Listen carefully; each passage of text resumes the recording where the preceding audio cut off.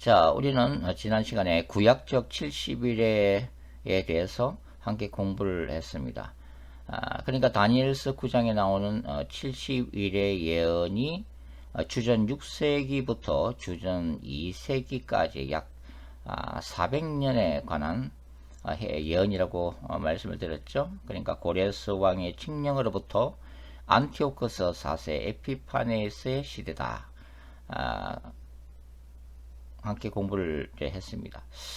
그런데 이 구약적인 예언이 종말론적 관점에서는 신약 시대의 신자들에게도 동일하게 적용이 됩니다. 그러니까 구약적 70일에가 신약적 70일의 예언으로 다시 부활할 수 있다고 하는 거죠. 그 이유는 예언이라는 게 반복적인 적용이 가능하기 때문입니다. 이것을 소위 이중 예언적 관점 또는 원건 통시법적 예언 기법이라고 부르는 예언의 독특한 특징 때문이죠. 그래서 성경의 한 문장 속의 구절이 초림을 예언하면서 동시에 재림을 예고하고 있는 이 이중적인 서술이 동시에 가능하다고 하는 거죠.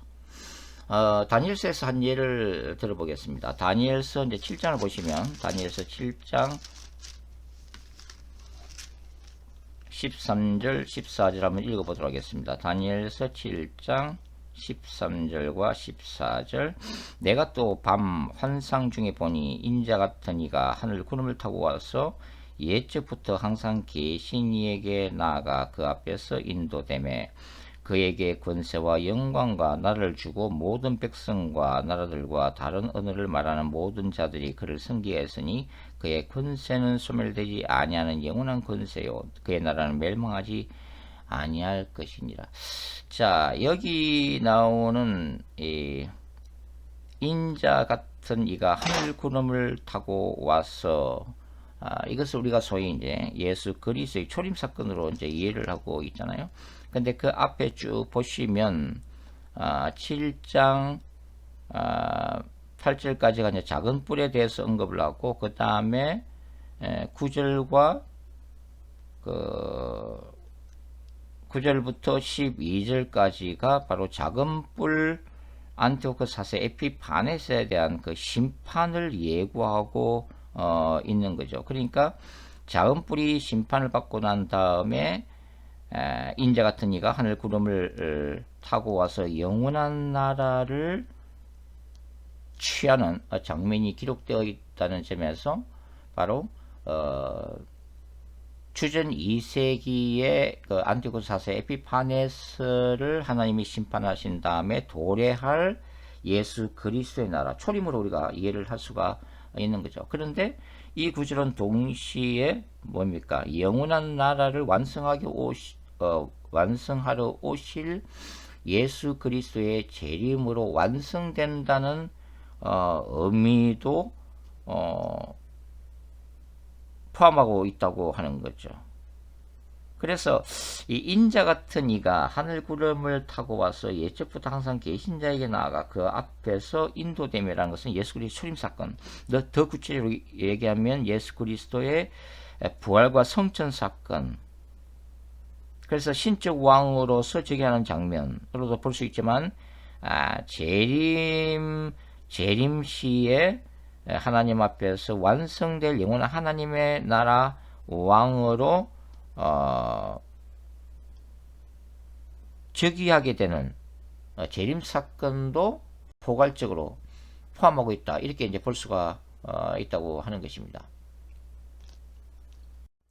자, 구약적 70일에가 신약적 관점에서 다시 재해석이 될 수 있는 것은 크게 뭐 두 가지 이제 본문 때문이라고 말씀을 드릴 수가 있는데요. 그것은 먼저 마태복음 24장에서 예수께서 이 주 70년의 예루살렘 멸망 사건 및 대환란과 관련해서 이 다니엘서 9장 27절 또는 이 다니엘서 11장 31절을 직접 인용을 하셨다는 사실이 있습니다. 그러니까 예수님이 다니엘서를 인용하셨다고 하는 것은 전형적인 이중 연적 기법을 보여주고 있다고 하는 거죠. 그래서 예수님의 시각으로 보면 주 70년에 예루살렘을 파괴했던 로마의 티투스 장군은 주전 2세기에 예루살렘 성전을 우상 숭배와 대제의 피로 더럽혔던 안티오코스 에피파네스 4세의 연장선상에 서 있다 하는 거죠. 자, 1세기의 유대인들에게는 주전 586년 솔로몬 성전이 바벨론 제국에 의해서 멸망을 당한 그 이후로 다시 발생한 이 주 70년의 예루살렘 파괴 사건이 뭘 얘기하는 거죠? 말 그대로 종말론적인 대환란 사건으로 이해가 되었다고 하는 것입니다. 마태복음 24장의 구조 속에서는 이 마태복음 24장 29절에 그날 환란 후에 라는 구절이 전 문맥인 24장 16절부터 22절에 기록되어 있는 예루살렘 파괴 사건을 의미하면서 동시에 후 문맥인 24장 29절부터 31절에 예수 그리스도의 사건과 연결되고 있다는 이 전체 구조를 우리가 이해할 필요가 있죠. 결국은 예루살렘 멸망 사건이 예수 그리스도의 재림 직전에 일어날 대환란 사건의 일종의 예표가 되고 있다는 것입니다. 따라서 주전 2세기의 안티오코스 4세 에피파네스와 예루살렘 박해 사건은 주 70년경에는 바로 티투스 장군과 예루살렘 파괴 사건으로 재현되고 있는 것이고, 그리스도의 재림 직전에는 마지막 적 그리스도와 대환란의 모습으로 다시 반복될 것이라고 하는 예언적인 의미가 된다고 하는 거죠. 이중적인 의미, 다중적인 예언의 의미가 있다고 하는 것입니다. 자, 더군다나 이제 1세기의 사도 요한은 계시록 13장에서 이 다니엘서 7장을 다시 인용을 하고 있다는 것을 우리가 알 수가 있는데요. 1세기 관점에서는 이 바다에서 나오는 짐승이 당시 로마 황제 숭배 사상으로 소아시아 7교회를 박해했던 로마 제국의 도미탄 황제를 상징을 하고 있는 거죠. 동시에 이 짐승은 계시록 11장에서는 두 증인을 순교케 하는 이 무저갱에서 올라오는 짐승인 도미티안이죠. 이 요한계시록에서 11장에서 무저갱에서 올라온 짐승과 13장 1절에서 바다에서 올라오는 짐승은 서로 다른 사건이 아니라 한 사건에 대한 두 가지의 서로 다른 표현이죠. 무저갱과 바다가 일치되고 있는 거죠. 근데 이 짐승이 요한계시록 구조 안에서는 19장 20절에 보시면 예수 그리스도의 재림 사건의 결과로 유황못에 던져지는 종말론적인 심판을 받고 있기 때문에 1세기 도미티안을 넘어서 마지막 때의 바로 적 그리스도 예수님의 재림 사건으로 심판을 받게 될 바다에서 올라오는 짐승인 적 그리스도를 상징하고 있음도 우리가 주목해야 한다고 하는 것입니다.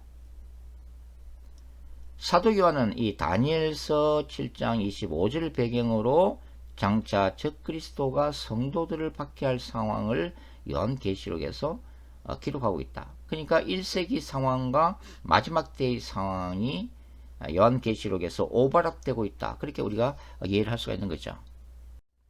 자, 그러면 이제는 이러한 이중연적, 종말론적 관점에서 다니엘 9장에 기록되어 있는 이 70일의 본문을 다시 한번 추석을 해보도록 하겠습니다.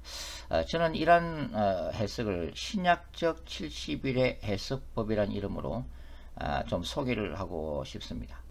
자, 다니엘서 9장 24절은 뭐라고 했어요? 내 백성과 내 거룩한 성을 위하여 이런 이래를 기한으로 정하였나니 허물이 거치며 죄가 끝나며 죄악이 용서되며 영원한 의가 드러나며 환상과 예언이 응하며 또 지극히 거룩한 이가 기름 부음을 받으리라.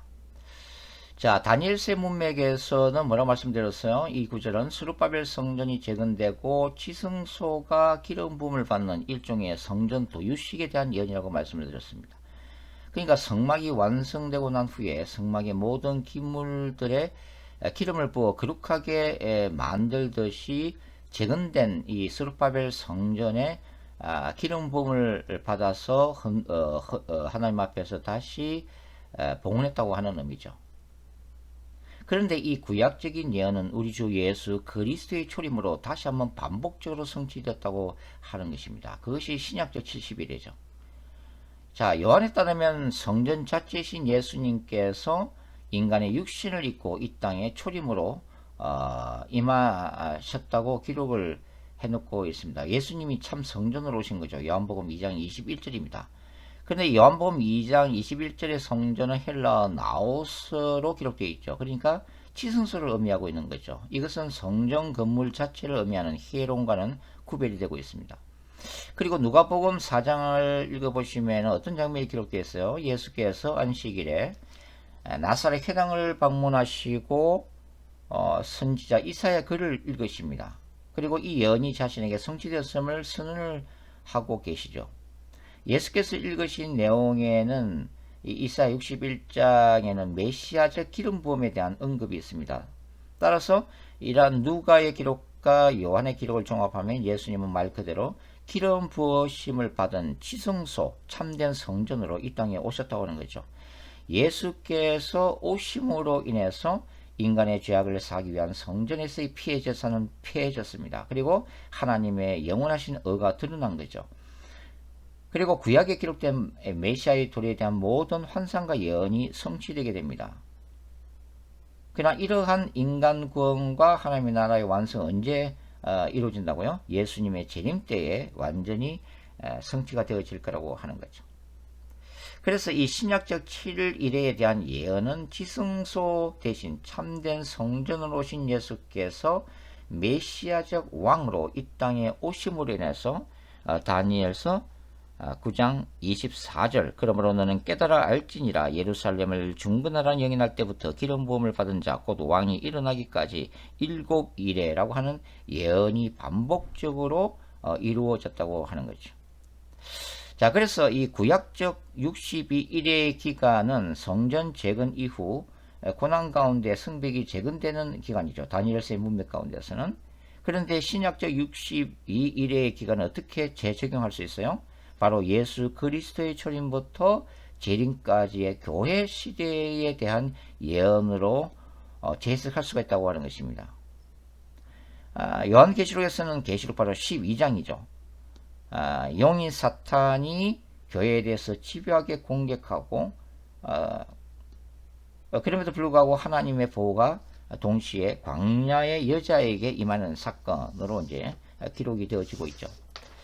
자, 그래서 이러한 62일의 기간이 지난 후에 한 일회가 도래하게 된다고 하는 것입니다. 세대주의 종말론에서 7일회와 62일회의 연속된 기간이 지난 후에 중간에 교회 시대가 생략된 채 마지막 한 일회가 시작된다는 간격설을 주장하지만 구약의 70일의 예언에서는 이 중간기간이 사라진다고 해석할 아무런 성경적 근거를 제공하고 있지 않다는 것을 다시 한번 말씀을 드리고 싶습니다. 다시 말해서 62일회와 한 일회는 연속적인 기간으로 해석해야 된다고 하는 거죠. 71회의 기간에 이어서 도래하는 이 한 일회의 이 기간 동안에 69일회죠. 69일의 기간에 이어서 도래하는 마지막 이 한 일회 동안에 기름 부음을 받은 자가 끊어져 없어질 거라고 하는 것입니다. 구약에서는 어떻게 제가 말씀을 드렸습니까? 오냐서 3세가 대제사장직을 박탈당한과 동시에 그가 죽음의 사건을 의미한다고 말씀을 드렸죠. 종말론적 사건에서는 저는 개인적으로 저는 개인적인 해석입니다. 이 기름 부음을 받은 자의 죽음을 요한계시록 11장 7절에서 두 증인의 죽음, 왜 두 증인이 바로 스가랴 4장에 나오는 기름 부음을 받은 총독 스룹바벨과 대제사장 예수와에 해당되기 때문이죠. 이 두 증인의 죽음으로 해석을 하고 있습니다. 그러니까 역사의 마지막인 그리스도의 재림 직전에 두 증인이 바로 예루살렘에서 무저갱에서 올라오는 정말로 짐승인 적 그리스도에게 순교의 죽음을 당하게 될 거라고 하는 거죠. 다니엘서 9장 26절과 27절에 기록된 이 구약적 작은 뿌린 안티오크 사세의 예루살렘 박해 사건은 적 그리스도가 환란기 후반부를 통해서 교회 공동체, 이때 교회 공동체는 바로 유대인과 이방이 하나 되는 의미에서의 교회 공동체를 말하는 거죠. 이 교회 공동체를 박해함으로써 이 예언은 다시 현실화되게 될 거라고 하는 것입니다. 그것이 바로 요한계시록 13장에 나오는 내용인 것이죠.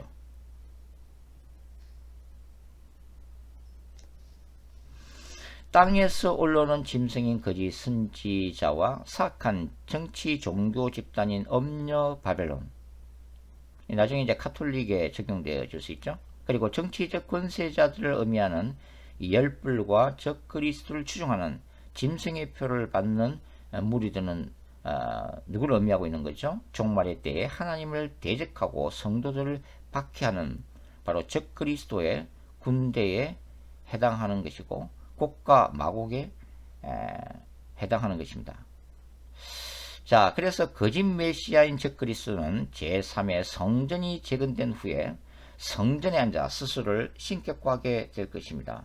바로 바울이 예고한 데살로니가 후서 2장 4절의 성취라고 하는 거죠. 바울이 예고한 이 성전 또한 지성소인 나우스로 기록되어 있습니다. 그러니까 이 두 증인과 종말론적 성도들인 14만 4천은 그 옛날 이 안티오코스 사실을 대적했던 주전 2세기의 그 신실한 유대인들과 마카비 형제들처럼 예수 그리스도의 거룩한 신부요 하나님의 군대로서 이 인류의 마지막 때에 사탄과 적 그리스도에 대해서 종말론적 거룩한 전쟁을 수행할 거라고 하는 것입니다. 그리고 이 전쟁에서 이긴 자로서 영광스러운 그리스도의 재림을 맞이함과 동시에 새하늘과 새 땅을 그 기부로 받게 될 것이라고 요한계시록은 증거하고 있다고 하는 거죠. 자, 지금까지 지난 시간과 이번 시간에 이어서 저는 구약의 70일의 예언을, 첫 번째는 다니엘서 자체의 전체 구조와 이스라엘 역사, 특별히 주전 2세기의 역사에 기초해서 말씀을 드렸습니다. 그리고 이 구약적 70일회가 신약적 70일이라고 하는 새로운 모습으로 적용될 수 있는 것은 바로 예언이 이중연적 기법 또 다중연적 기법 반복적으로 재적용될 수 있다고 하는 이 연적 성격에 기초해서 새롭게 해석을 해드렸습니다. 물론 저희 해석이 완벽한 해석은 라고는 할 수는 없지만 이런 해석의 토대 위에서 저는 여러분들 가운데 더 성경적이고 올바른 신학적인 해석을 하시는 분들이 많이 나와서 성경을 좀 더 통전적으로 이해할 수 있기를 바라고 있습니다. 수고하셨습니다. 감사합니다.